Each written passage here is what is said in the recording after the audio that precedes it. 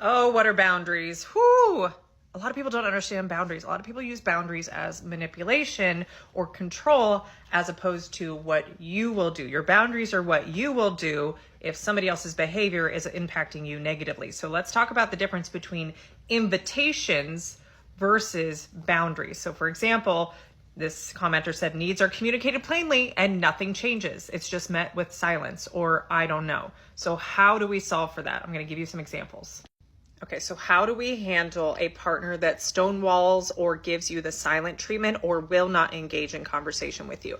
Now, assuming that you guys are emotionally healthy, they can advocate and say, I need to take space, I need a few minutes, or I need to process this, and they can communicate that they need space, but not communicating that they need space and using it as a form of running away, of hiding or avoiding the conversation or trying to control it so they don't have to actually have the conversation. That's where boundaries come into play. So your invitation would you please just sit here and talk to me? Can we please just talk that out? That is an invitation. That is asking a question to which their response is probably, no, we're not going to talk about it, either by way of their voice or their behavior.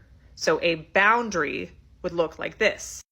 Honey, if conversations keep ending in silence with no repair, I will not continue to chase you. I will not continue to pursue somebody who is unwilling to at least sit and communicate about problems in a respectful and mature way.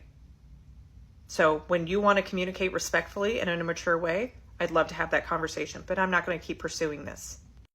And depending on how long this behavior has gone on, you can even add in, I will not continue to stay in a relationship where my needs are completely ignored.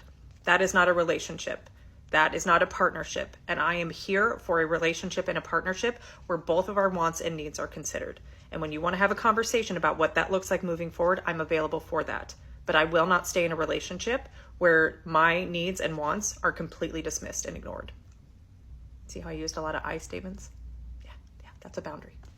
What about if you have a partner who deflects a lot, meaning that they twist your words and now create a new problem to focus on, or something that they've been holding back and now all of a sudden it is just erupting out of them because they haven't brought up any issues. They have repressed it all and they're trying to spin the conversation, whether intentionally or unintentionally, which gets the focus off of the initial complaint or issue that you had. Here's what an invitation sounds like. Can we please just focus on one problem at a time? Again, you're asking as opposed to setting a boundary. A boundary might look like this. I totally understand that you have some concerns and challenges too, and we can address those separately after we've addressed this initial problem that's come up first. And if you keep trying to steer the conversation where we're focusing on other problems, I will stop the conversation and we can re-engage when we can focus on one problem at a time. You could add a layer to that, again, if this is a cycle that you're in, and say something along the lines of, if this repeated pattern where we don't ever actually get to solutions, especially when there are issues and challenges that I bring up come up, then I'm going to require that we go get outside help and we go get therapy, because I will not continue to live in cyclical or circular arguments where we find no solutions. That's not healthy. That's not the type of relationship I want to have.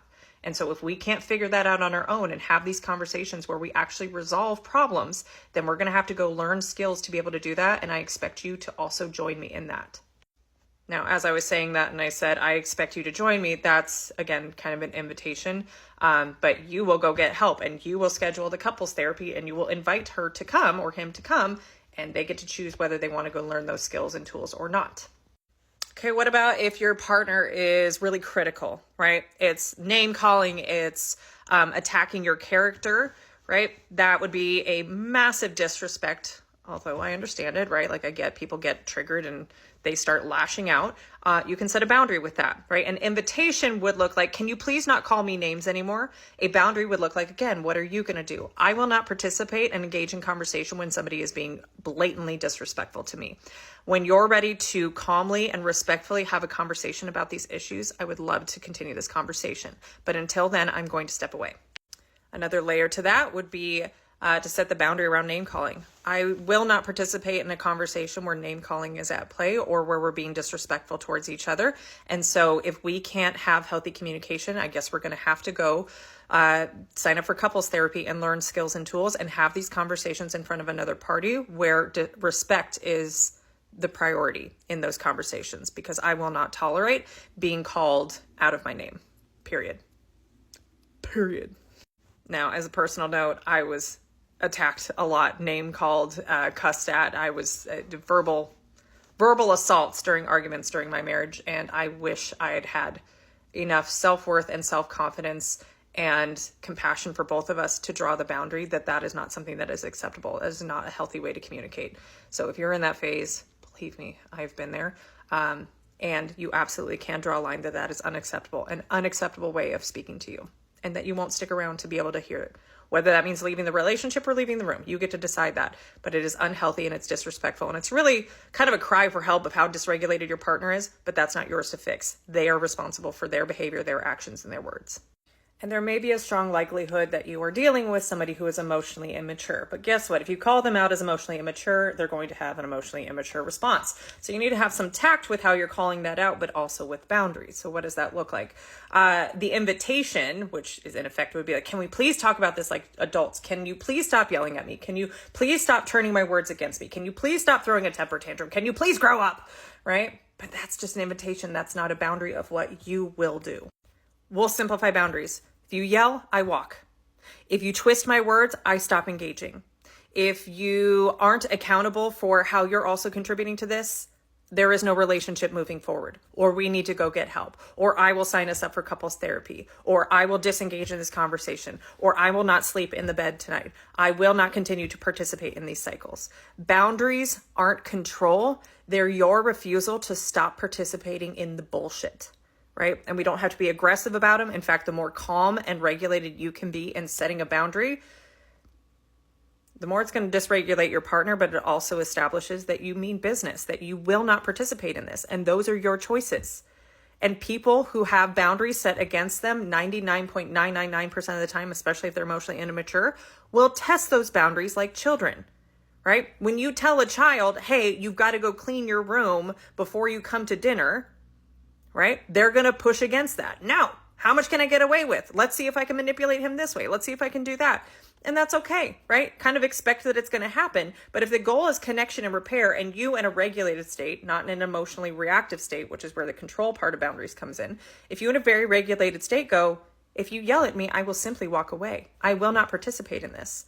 You almost have to, it sounds really weird, but train them that they can't treat you that way, because you have historically trained them that it's okay to treat you that way. That's why it's continued to happen, right? You have permitted yourself to get into these cycles. You have enabled those cycles to continue with whatever beliefs or whatever thoughts about the relationship you had of like, oh, they're just dysregulated. Like, oh, I can help manage her. Maybe in the beginning of your relationship, you could calm those outbursts down. But over time, as the relationship develops or you become the person that they're attacking the most, you get into these cycles, and oftentimes people argue over surface level stuff rather than the actual disconnect, which is why oftentimes these patterns that you're in just reflect a lack of skills and tools for healthy relationships, right? It's pretty easy while your hormones are really good and you're all in the lovey-dovey honeymoon phase or in the first couple of years of a relationship to brush a lot of these issues and challenges and surface level stuff under the rug, or just move on, or, you know, you've got great sex, so at least you've got that going. But over time in long-term partnerships, these are the cycles that end up destroying relationships. And all they're doing is highlighting a lack of healing, a lack of childhood trauma that you haven't repaired, a lack of projection, a lack of understanding of self, but also skills and tools to be able to connect rather than make your partner the main issue and main problem in your life. So if you want help with that, especially as a man, I have a men's specific program to work on and heal this type of stuff. So regardless of what happens in your relationship, whether it saves or whether it's not, you stop participating in these cycles and you are a man that you respect in the mirror, regardless of how your partner responds to you. But as long as you love yourself, it's much easier for other people to love you, and it's much easier to hold boundaries so that you stop being a doormat, that you stop participating in these cycles, and that healthy connection is possible. Because otherwise, what's the point of a relationship? And hey, my name's Tara, and I'm on a mission to create a self-aware army because it's lonely in these self-aware streets.